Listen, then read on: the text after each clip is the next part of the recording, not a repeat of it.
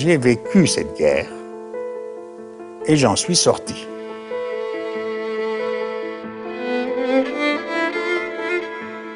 Donc pour moi maintenant, ce sont des souvenirs comme un roman. Pour vous, c'est quelque chose qui n'existe pas puisque vous le lisez dans les livres. Le souvenir de la guerre, oui, bien sûr. Quand on courait dans les rues, les bombardements, on se cachait dans les caves.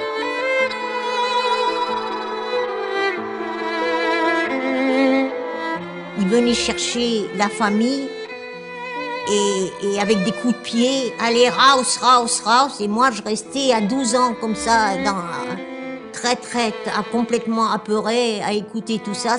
La grande rafle, il y a eu 17 personnes de la famille qui ont été prises. Personne n'est retourné. Personne n'est retourné.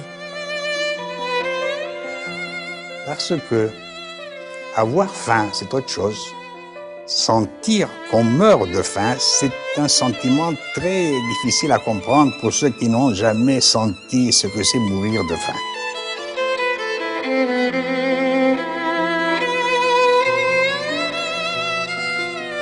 Du moment que t'étais juif, allez, bon pour le camp de concentration, terminé. Hélas.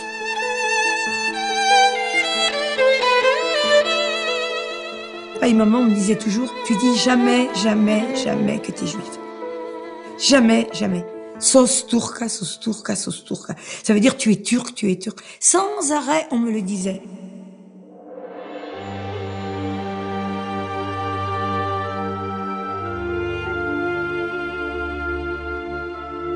Birçok Türk diplomatları kendi inisiyatiflerini kullanarak bir avuç Yahudi'yi mutlak bir ölümden kurtardılar. Et c'est à ce moment-là, donc, que je crois que c'est à ce moment-là que la Turquie, le gouvernement turc a voulu préserver et sauver ses ressortissants. J'ai été libéré en deux mois et demi après parce que j'étais citoyen turc reconnu.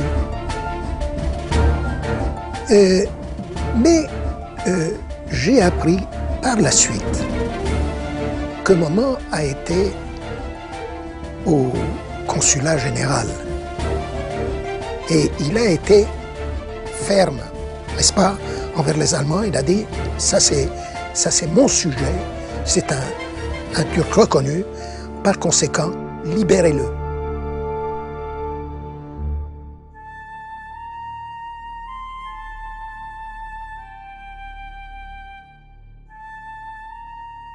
Puis on a passé 4 ans comme ça, et puis tous les jours on entendait « Ah, celui-là il est parti à Auschwitz, ah, celui-là il est parti à je sais pas où, il est mort, l'autre est mort ». Et à un moment, c'était fin 1943, le consul a dit vous ne serez plus protégés si vous ne rentrez pas en Turquie. Vous devez retourner en Turquie, sinon vous ne serez plus protégés. Donc on a décidé de partir. Alors mon père est rentré chez nous et nous a dit « Écoutez mes enfants, n'importe comment on est mort, alors si on doit mourir en route, montons dans ce train ».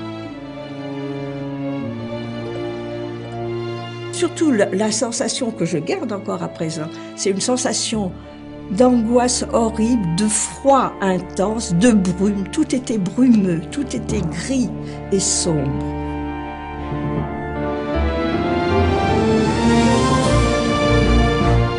C'était alors justement, en comparaison de ce froid, de cette nuit, de cette brume, quand on est arrivé à Istanbul, j'ai eu l'impression de lumière extraordinaire.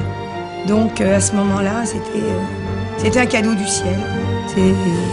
C'est fantastique.